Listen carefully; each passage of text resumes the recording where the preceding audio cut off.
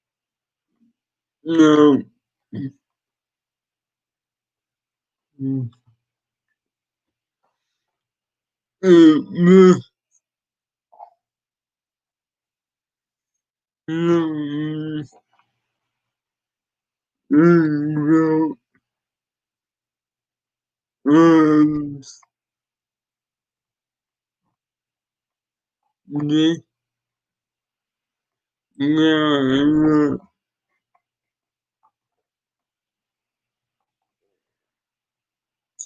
Bone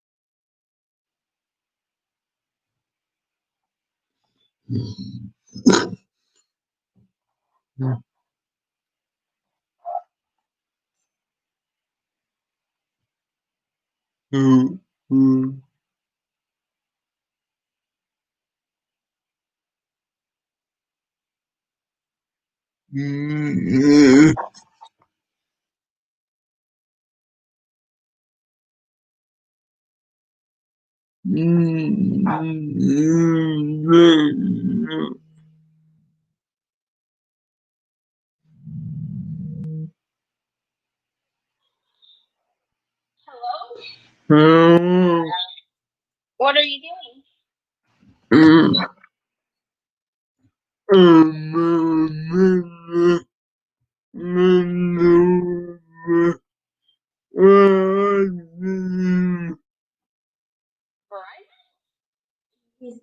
Recordings.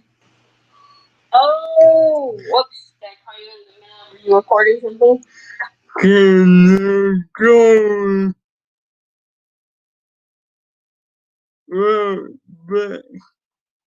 Yeah.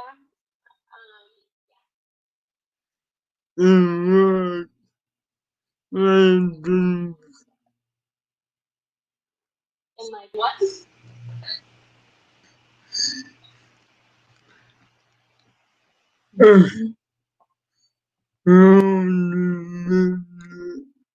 Yeah, that'll be perfect. We'll be done eating lunch.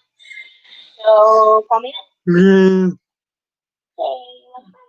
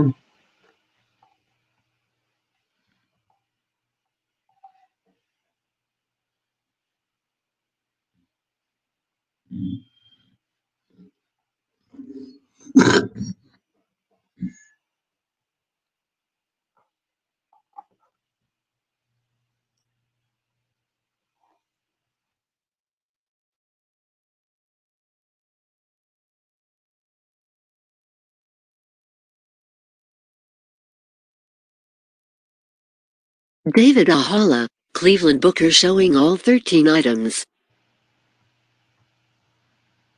No.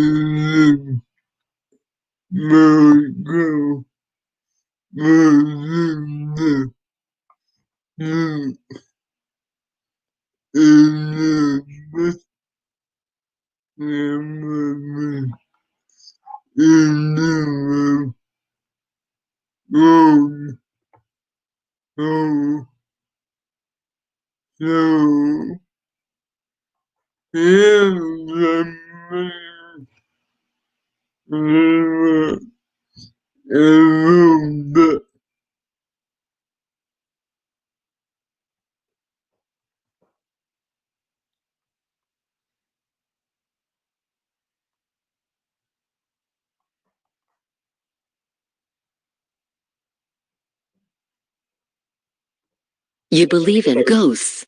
As the pair travel to an impressive alien mercantile, Sonequa Martin Green and David Ahala quickly fall into some promising chemistry as book starts with the exposition we have all been waiting for. delivered impressively by someone new to all this technobabble. Turns out the Federation collapsed about a century before, not long after something called the Burn.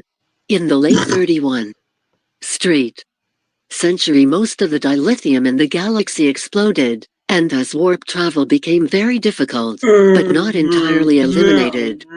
Now only true believers talk of the good old days of the Federation. And that's all it takes to light the torch in this season's Michael Burnham. She started a war with the Klingons, which she then ended. She took on and defeated an evil AI hell-bent on wiping out the galaxy. Telling this woman technological and societal collapse has taken down the interstellar institution at the core of her being only gives her a new to-do list.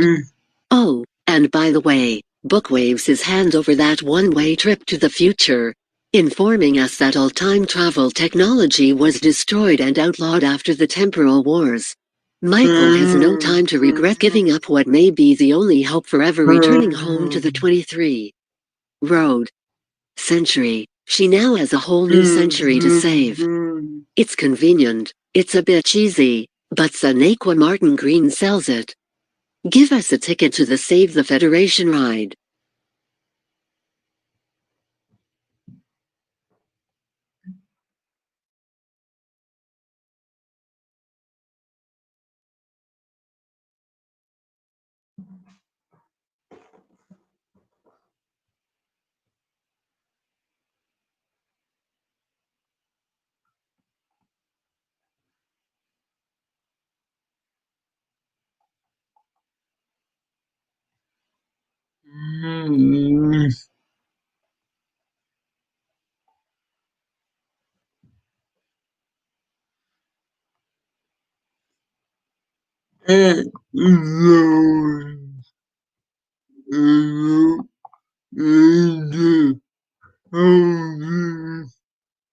This all leads to the funniest and fastest bit of character development Burnham has ever experienced, all thanks to a mind-altering drug they gave her to spill the beans on Book, which she promptly did.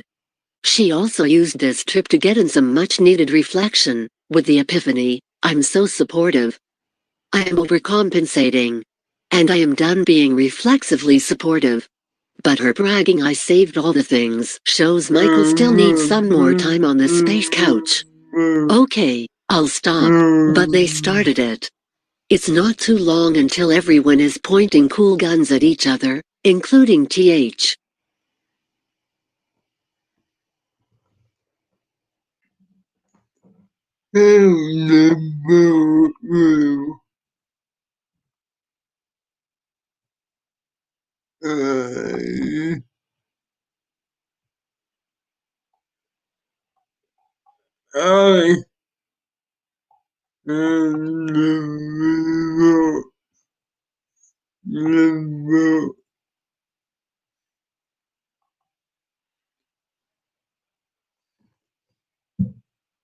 That Cosmo guy from that chase scene. Turns out Book stole Cosmo's cargo, which he stole from someone else, so that makes it okay then, right? After some more fun subtle chemistry, Ahala and Martin Green adroitly switched to action mode, taking out lots of thugs and pulling off a dilithium heist while they are at it, escaping with fancy 32nd century personal transporters. Oops, bad guys have those too. So we get an extended transport fight again sequence masterfully shot by director Osunsanmi through a sequence of breathtaking locations. Eventually, the gaggle of alien goons catch up with our heroes and demand the cargo be returned, which turns out to be a giant transworm that begins to mesmerize and eat its way through the bad guys.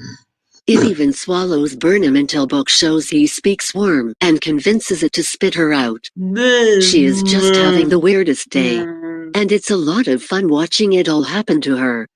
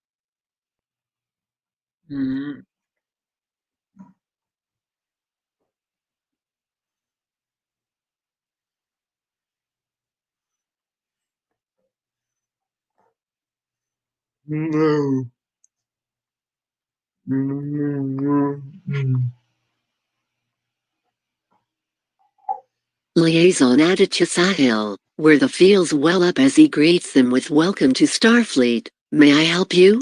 And she can only choke out her mantra, name, rank, and serial number. Veteran Indian actor Adil Hussain really kills it as this tragic and yet delightful man tells his story of waiting decades for someone from Starfleet to finally come to this station he was born on, protecting a Federation flag handed down from generation to generation. We learned that communications and sensor range is limited, with only 2 Federation ships detected within a 600 light-year radius, and neither is the Discovery. And the realization that the disco may be too far away to detect, or even worse, may not arrive for years, maybe centuries, is a gut punch. Clearly, Michael and Book and the Discovery crew, who are bound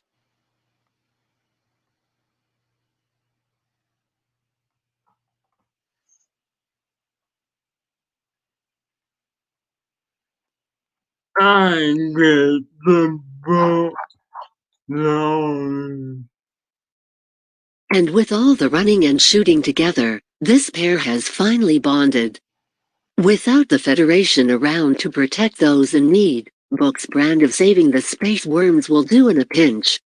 He also wins some points for recognizing all she has given up to save the future he lives in. He first takes her to Sanctuary 4, a sort of refuge for transworms and like-minded alien animal lovers. So we can see there are still people out there, ready for a new Federation.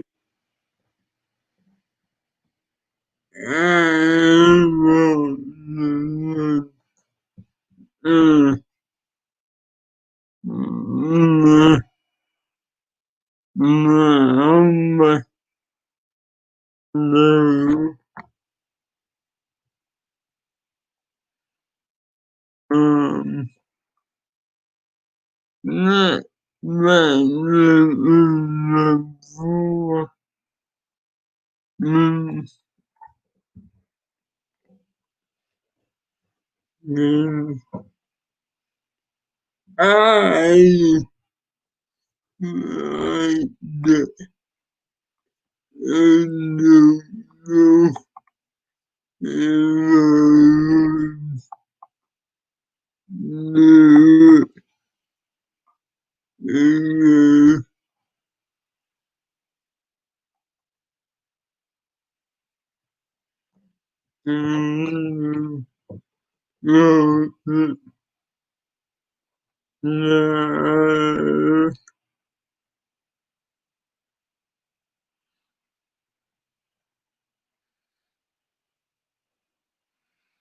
Oh,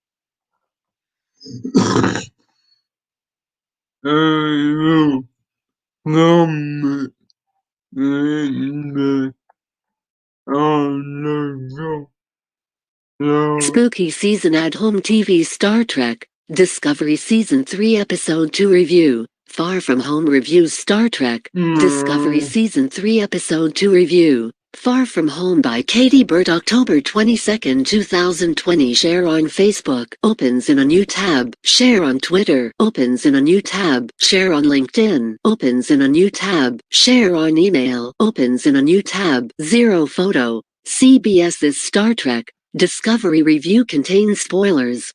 Star Trek Discovery Season 3, Episode 2 Star Trek Discovery Season 3 continues to take its time in the second episode, which acts as a satisfying parallel to the season premiere. Last week, we followed Michael in her first day in this strange, new frontier. This week, we're doing the same with the rest of the Discovery crew.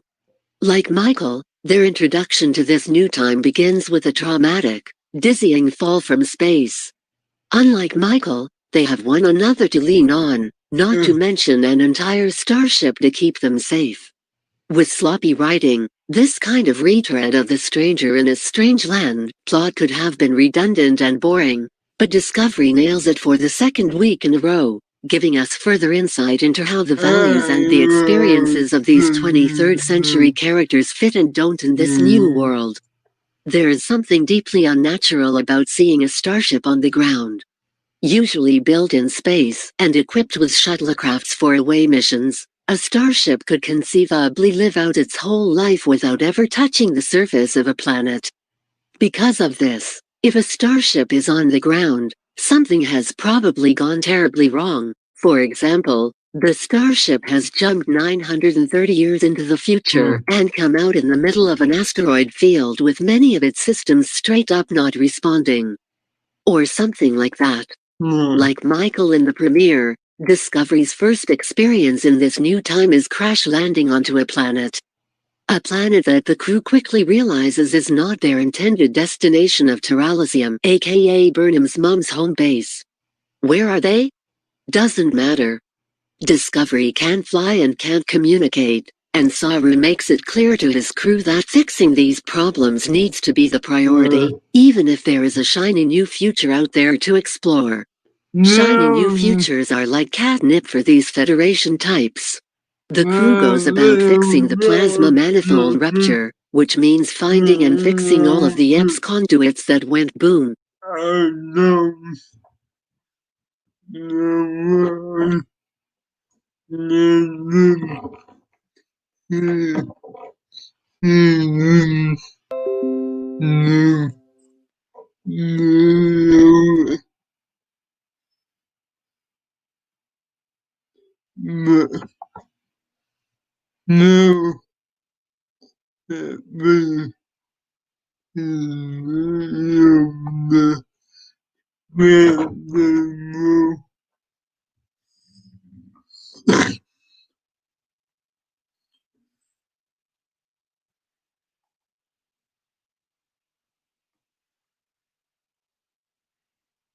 Ed Frontier Town way down on its luck.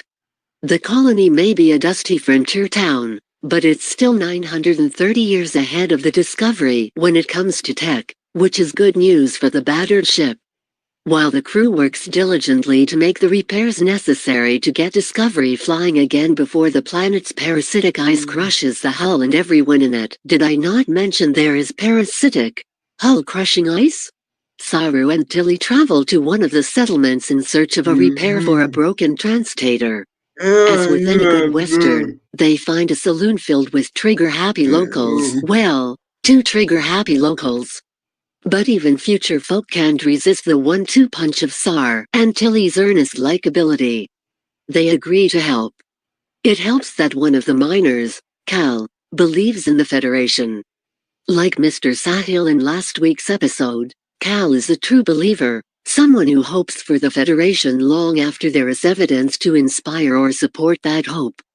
Unlike Mr. Sahil, Cal has bigger problems than keeping his teeth clean and his bird alarm clock set.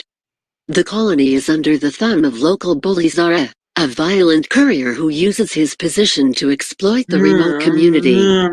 When Zara shows up on the saloon scene, the situation quickly takes a violent turn.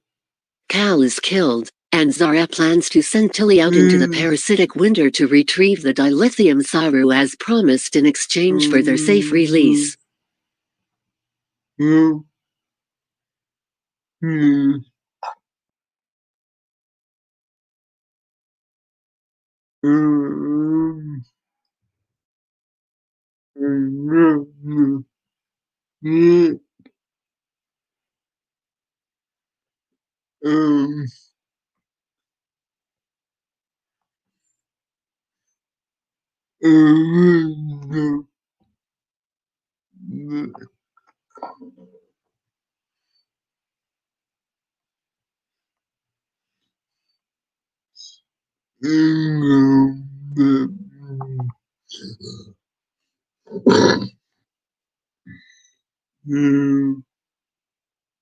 Klee taking Zara and his henchmen out. The backup definitely saves Tilly's life, and probably saves Saru's too, and presents an uncomfortable truth. Saru might not like Giorgio's methods, but it's hard to deny that she is a useful ally in this lawless future.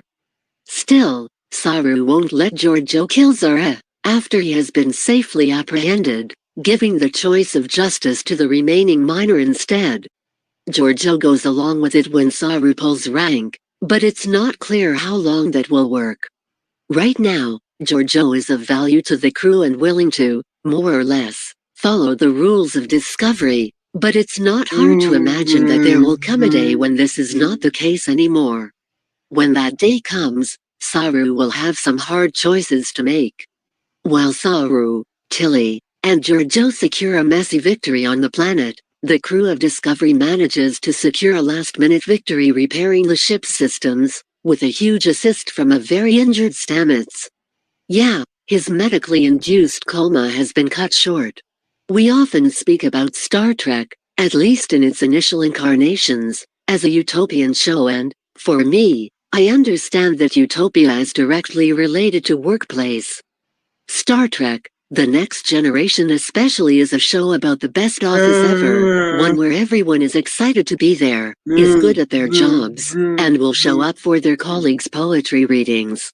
It's a depiction of a workplace that is so healthy and functional that the near non-existence of everyone's domestic lives is depicted as not a problem.